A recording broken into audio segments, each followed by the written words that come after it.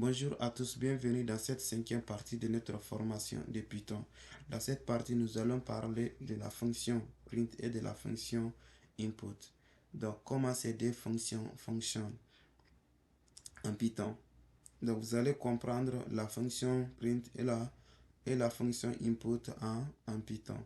De la fonction print permet d'afficher une information ou la valeur d'une expression à l'écran. Donc, sa syntaxe est très simple. On va voir les quatre paramètres qu'il permet d'afficher. OK? Donc, la syntaxe pour afficher un texte ou encore des chaînes de caractères. Donc, il suffit d'utiliser la fonction print, ensuite votre texte.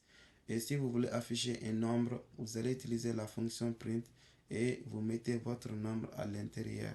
Donc, si vous voulez afficher la valeur d'une variable, vous mettez la fonction print et vous mettez le nom de la variable à l'intérieur de la fonction print. Si vous voulez afficher une expression, c'est-à-dire une opération, la fonction print permet d'effectuer des opérations aussi, soit arithmétique, comparaison, donc toutes les opérations que vous connaissez. OK? Donc, cette façon de faire est très pratique aussi, ok? Donc, si vous voulez afficher ces informations dans une seule print, vous pouvez les faire. Donc, la syntaxe sera quoi? Donc, si vous voulez afficher un texte, un nombre, une variable, expression en même temps, vous pouvez les combiner dans une seule print au lieu de faire de façon séparée. Donc, la syntaxe générale à retenir, c'est vous allez utiliser les mots-clés print. Ensuite, si vous voulez afficher un texte, vous allez mettre les textes ici. N'oubliez pas que les textes sont toujours entre guillemets. On a vu ça. Donc, les nombres, les variables et les expressions. Donc, on va juste expliquer cet exemple ici. Par exemple, on a bonjour qui est le texte. On a utilisé la fonction print pour afficher bonjour. Ici, on a utilisé la fonction print pour afficher le nombre 10. On a affiché la fonction, on a utilisé plutôt la fonction print pour faire une opération arithmétique 5 plus 3. OK? Et on a combiné ces trois paramètres dans une seule print. Donc, vous voyez que c'est très pratique. Il suffit d'utiliser une seule print. Ensuite, vous allez mettre votre texte qui est ici bonjour, nombre qui est ici 10, expression qui est ici 5 plus 3. Donc, les paramètres doivent être séparés toujours par une virgule. Donc, vous voyez la syntaxe.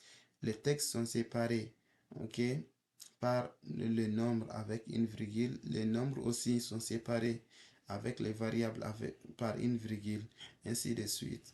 Donc, ce qu'il faut retenir, c'est ce qu'il faut retenir sur la fonction print. Il permet d'afficher une information ou une expression à l'écran. Donc, une information, c'est quoi? Ça peut être un texte plutôt, un nombre ou une variable, ou encore une expression qui sont les opérations. Donc, on va voir la fonction input maintenant. La fonction input permet à l'utilisateur de saisir une information. Donc, si vous utilisez la fonction input, donc l'ordinateur ou la machine vous attend que l'utilisateur lui donne une information. Donc, l'information que vous avez demandé à l'utilisateur. Donc, l'ordinateur attend que l'utilisateur donne une valeur ensuite pour continuer l'exécution du programme. On va voir sa syntaxe. Donc, vous mettez le nom de la variable est égal à input. Donc, et vous mettez un texte à l'intérieur donc qui va expliquer la variable, c'est-à-dire à quoi ça sert la variable. Est-ce que c'est un nombre? Est-ce que c'est un texte? Est-ce que euh, c'est un nombre flottant? Est-ce que c'est un nombre entier? Donc, ce texte va expliquer ce que l'utilisateur doit donner. Donc, il faut noter qu'à chaque fois que vous utilisez la fonction input, il faut toujours lui affecter à une variable, ok, pour récupérer la valeur. Sinon, si vous l'utilisez de façon euh, classique ou de ne pas lui affecter à une variable, la valeur sera récupérée, mais il sera perdu. Vous ne pouvez pas l'utiliser. Donc, pour récupérer la valeur donnée par l'utilisateur, donc vous allez utiliser une variable. Cette variable va récupérer la valeur donnée par l'utilisateur et ensuite vous pouvez utiliser la valeur dans les opérations.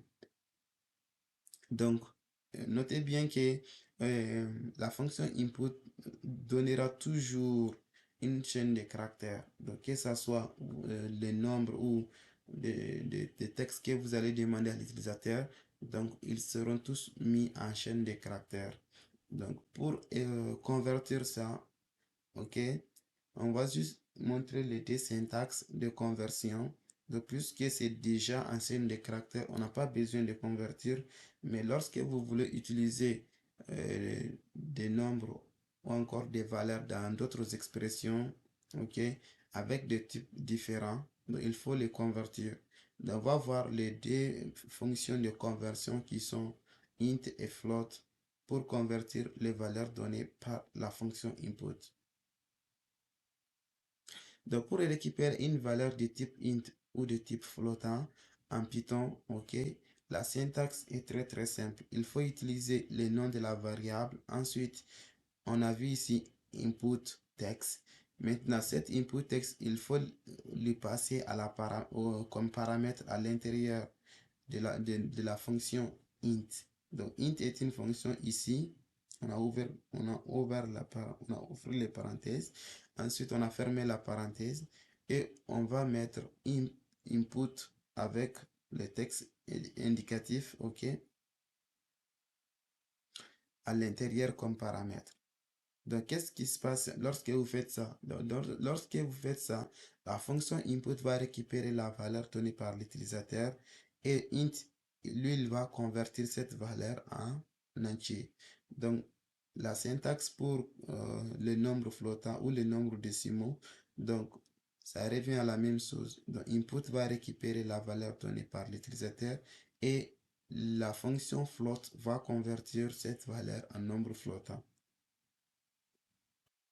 Donc, vous voyez que c'est très simple. Les syntaxes sont très claires, ok, pour récupérer les données à l'utilisateur et pour convertir ces données.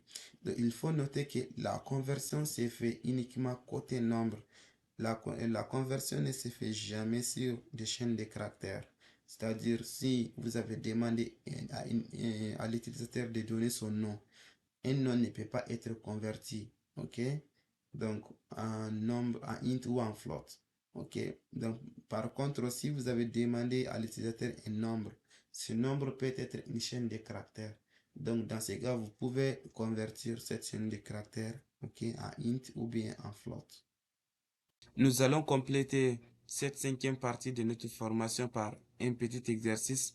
Donc, l'exercice nous demande d'afficher Hello World, afficher votre année de naissance, afficher votre âge. Donc, on va juste corriger cet petit exercice. Donc, pour afficher Hello World, c'est très simple. Vous allez utiliser la fonction print. Ensuite, vous allez utiliser Hello World. Donc, en cliquant sur le bouton d'exécution, notre script sera exécuté et on aura les messages et le Word qui est affiché à l'écran.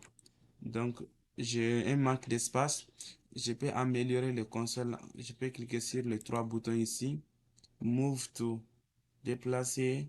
Donc, je vais mettre à droite en haut. Right top. Donc, je vais mettre ça de ce côté. Voilà. Donc, l'affichage va être bien clair pour nous tous. Donc, ici, on va juste continuer avec la deuxième question qui nous demande notre année de naissance. Bon, c'est pas obligatoire de mettre votre année de naissance. Ok. Donc, on va juste mettre ici 2002. Ok. Donc, en cliquant sur le bouton d'exécution, donc vous allez voir ici 2002 qui est affiché. Et le troisième message, c'est quoi? Afficher votre âge. Donc, on peut faire ça de deux manières, soit de façon directe 19 ou bien 27, ok? Ou bien en connaissant votre année de naissance, on peut calculer. Donc, qui est une expression, ok? Donc, ici, je vais utiliser 2002 pour trouver mon âge. Donc, je vais utiliser 2026 moins 2002 pour trouver mon âge. OK? Donc, ça, c'est une expression qui est là. Donc, la fonction print permet de calculer les expressions et afficher les résultats à l'écran. Donc, en exécutant le code, donc, vous allez voir les résultats ici. 24. Donc, on a vu toutes ces façons de faire dans les cours. Donc, pour améliorer ça, on peut utiliser juste une seule print, ok, en utilisant print. Ensuite, d'abord notre message hello, ok, notre message hello world. Ensuite, je vais séparer ça avec mon année de naissance, ok, en utilisant 2002. Ensuite, 2026 moins 2002. Donc, lorsque j'exécute le code, qu'est-ce qu'on aura à l'écran? Ok, donc ici, on a Hello World, on a 2002, on a 2024. Donc, on voit que la fonction print a affiché toutes les informations sur une seule ligne en disant Hello World 2022-24. Ok, donc vous voyez que c'est très pratique de faire cette façon de faire. Ok, donc si vous voulez améliorer l'écriture, vous pouvez mettre ici année de naissance en chaîne de caractères. Par exemple, je vais le séparer encore avec virgule.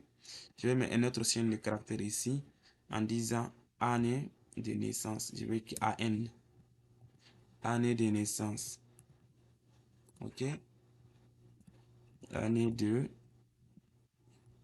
naissance. Je vais pas tout écrire. Oui, c'est pas grave. Donc, année de naissance. Ok.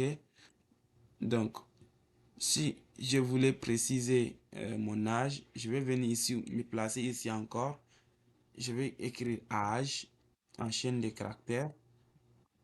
Ensuite, je vais le séparer avec virgule.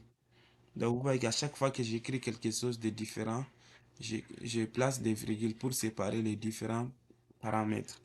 Donc, en exécutant le code, vous allez voir à l'écran que maintenant tout est clair. Hello World, année de naissance 2002, ok, et vous avez ici âge 24. Donc, c'est tout pour cette partie. Merci et à la prochaine.